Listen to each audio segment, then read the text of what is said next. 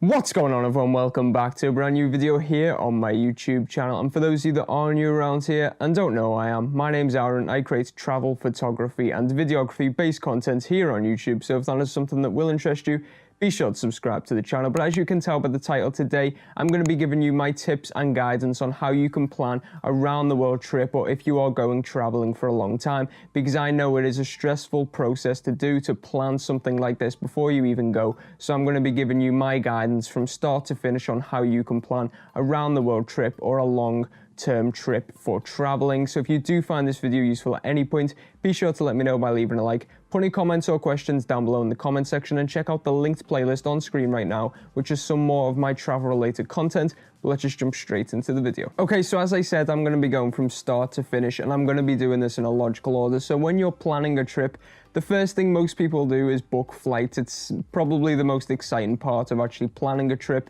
Unless you're booking the holidays, a full package, then obviously you book it all at once. But most people that just go traveling will book their flights first and then just do everything else at a separate time. So in terms of booking flights, I'd firstly recommend you watch the video linked on screen right now, which is my video on how you can get cheap flights, the best methods to do so. And then once you've seen that video and got the tips from that, you need to be looking at hub airports. And hub airports are basically airports that are probably the cheapest to fly to from different parts of the world. These are great if you are actually flying long distance, so obviously linking Europe with the rest of the world, or linking Southeast Asia with the rest of the world.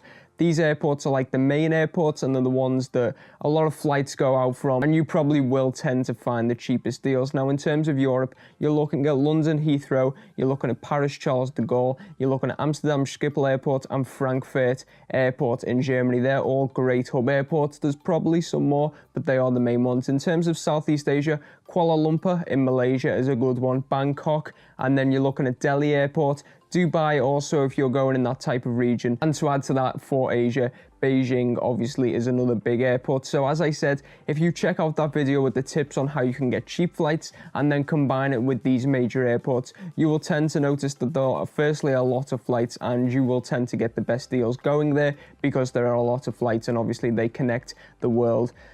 They connect the continents with other continents, basically. So that is a great tip for getting your cheap flights and getting the best flights for your travel. Now, once you've started booking stuff, once you've booked your flights, you want to get travel insurance straight away. And the reason for that is most people will probably put it to the back of their mind and book it just before they actually go traveling. But if anything goes wrong during that period of booking your flights and going traveling, because often there's quite a few months, I recommended in one of my videos 3 months to 3 weeks is a good time to book flights. That's when you get the best deals. So if you do actually book it 3 months or even more in advance, and something goes wrong in that period and you've not got travel insurance, sometimes it can be quite tricky to sort these things out. So as soon as you've started booking your trip, it's a good idea to start booking your travel insurance. And I have actually done a video recently on travel insurance where I look at everything you need to know. So go and check that video out. It basically just covers every aspect of travel insurance and some of the best policies and how you can distinguish which type of policy you need if you are going traveling. So I do recommend checking that out, and I do recommend doing that just after you get your flights to make sure you're covered straight away. Now, once you've got your flights and travel insurance, now is the good part. This is where you can start to plan what you want to do on your trip and the route that you're going to take.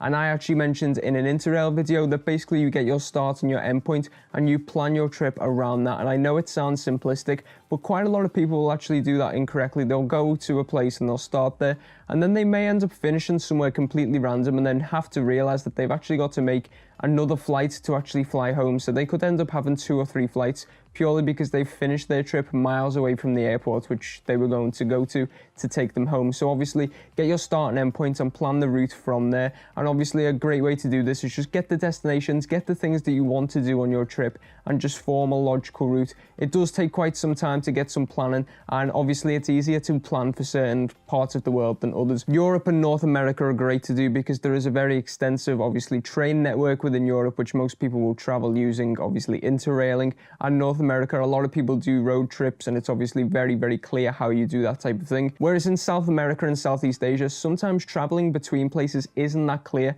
and you may actually have to rely on quite a lot the locals to just tell you how you get to a certain place. Some people may not even be able to find a certain place on a map because it's that remote, and obviously only the locals know about it. So you will be changing your plans quite a lot if you visit them type of places, and planning a route is particularly difficult. Another big thing with them areas of the world is accommodation doesn't actually always show up on the maps, and even on Hostelworld and hotels.com and stuff like that, sometimes accommodation won't actually show up for certain places, and you can only book it when you're there. So it's quite difficult to plan a route and have certain dates if you don't actually know whether there's any type of accommodation in a certain place. So again, if you're traveling to them parts of the world, it's best just to do a lot of it when you're there and kind of wing the trip, whereas if you're going to Europe, it's a bit easier to plan out. Now, going to certain parts of the world, you will require a visa to enter the country. I'm going to Southeast Asia soon, and obviously a lot of them countries being English, I will require a visa. Now, most of the time you can actually get them upon entry, whether they be free or whether you do need to pay, you can actually get them upon entry, but there are certain countries, and obviously if you're from a certain nationality, where you may actually have to get your visa before you leave, and that can require sending your passport off and then obviously getting the visa requirements, whatever it will be, whether it's a card or a stamp in your passport, getting that before you actually leave. So give yourself plenty of time to firstly research whether you need visas. You can do this very, very easily just by searching your nationality and then the visa or entry requirements for a certain country. If you're from the UK, you just go on the government website. It's very, very easy. And then obviously if you do need to send your passport away, make sure you do give yourself enough time and you're not sending it a week before your trip, because you might not get it back in time and then you won't be able to go on your trip before. So research and planning ahead is very, very important when it comes to visas. Now, another big thing that you need to plan ahead for is vaccinations. If you go to somewhere like Southeast Asia, South America, or Africa, you'll probably need some kind of vaccinations before your trip. And once again, don't leave it to last minute, because a lot of these vaccinations, I'm actually having some at the moment, they do actually require a course where you actually have to have them over a certain period of time, maybe in a certain number of blocks. I'm actually having one at the minute. I just let the nurse do it. I didn't really ask questions, but basically I had to have one and then go back a following week, have another, and then go back 2 weeks later and have another. So that's like a month at least.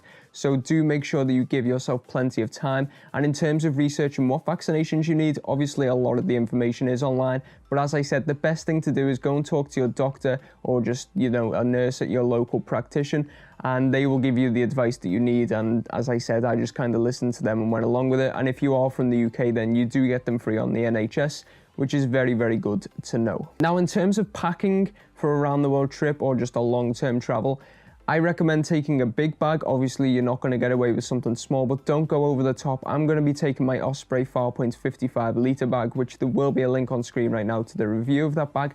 It's the bag that most travelers use. It's a great bag, and obviously it's the right size. It's not too big, it's not too small, and obviously you get a day pack with it. I'm not going to go into the details of the bag, but one of the big things is don't pack as if you're going for a year. Even if you are, don't think, oh, I'm going for 6 times as much as someone else. If they're going for 2 months, I need to take 6 times the amount of stuff. Just pack as if you're going for 1 or 2 months, and obviously you do laundry when you're out there. So just pack sensibly, pack light. It'll save you so much exertion in the long run. It'll just save your back, it'll save everything from hurting, and obviously you will appreciate the decision a lot more whilst you're actually traveling. So pack light, choose the right bag, and obviously pack sensibly. Don't put important stuff on the bottom because you won't be able to get to it. So check out some packing videos like mine that will be linked down below in the description before you actually go on a long-term trip. Now, one of the things that actually often gets overlooked is the documents you need whilst traveling, and obviously stuff like travel insurance and maybe your itinerary and route and places you're going to stay. Obviously that's stuff that people will think of, but some things that people actually overlook is actually having copies of your passport photos, copy of your passport, copy of your driving license if you're planning on using that. And the reason you want copies of these things is sometimes people will want them in terms of just checking your ID or as a deposit, and you can always give them a photocopy if they want to do so rather than handing over your actual passport, because if that gets lost or stolen, then you're in quite a bad situation. So obviously take copies of them. And then 2 things people just never ever think about is take emergency contacts on a piece of paper and take a couple of copies of them. So in case anything happens to you or your bag, it has your contact details on there, and obviously some people are home in case they need to contact home about yourself. And also take some what I call emergency cash, which is basically a small amount of cash in an easy to transfer or exchange currency like US dollars. So just take some small amounts of US dollars, put it at the bottom of your bag, and then if you get into any emergency where you do need some cash, maybe you lose all your cards and your phone, everything gets stolen, you've got some cash to help you out and at least get you to somewhere that will be able to help you out. So always take stuff like that with you when you're going on a long-term trip. And then one of the final things that a lot of places around the world will actually ask for if you actually have a visa requirement to get into the country, like myself going to Southeast Asia, I know that they will probably ask me for ONWARD proof of travel. And then basically what that means is if you get given a visa to enter a country, they basically want proof before you arrive in the country and obviously get access to entering, that you will actually leave before your visa expires, because they don't want people to be overstaying their welcome, because that can actually lead to being locked up and then deported, and it's just not a situation you want to be included in. And a lot of people don't know about this and often get caught out by it, so it is something that you will need to consider. Places like Thailand and stuff like that, they do actually ask for proof of onward travel. Now, two great options for this are, my personal preference, which I go for, is just basically buy the cheapest method out of the country before you go, and then you don't actually have to use it. It's what people call a throwaway ticket. A lot of people do plane tickets, but you can also get bus tickets. So for Thailand, you could get a bus to Cambodia or something like that, and it's, you know, it costs hardly anything, and then you can basically just show that as proof, and then you don't actually have to use it. They're not going to come and check up on you that you actually got on that bus, providing you leave before your visa expires, then it's all fine. And obviously plane tickets, a lot of people do that. They'll just buy the cheapest plane ticket and throw it away. Or another option that people do, which I've never personally done and I don't intend on doing because I'm not entirely sure how much I trust it, but you can actually get fake tickets online and you basically print them out and obviously just show it as proof, and as long as it's not with the same airline company, it usually works apparently, but I just wouldn't risk it. So my option is the first one, but obviously it's something that you do need to bear in mind. But that is all for this video on how you can prepare for long-term travel or around the world trip. If you did find any of the points in this video useful, which I'm sure you have because you're still obviously watching right now, be sure to leave a like on the video, put any comments or questions, as I said at the start of the video, down below in the comment section, or any tips you may have to share with other people. And as I said at the start, be sure to subscribe to the channel if this is the type of content that you will like. But thank you for watching, guys. Till next time, goodbye.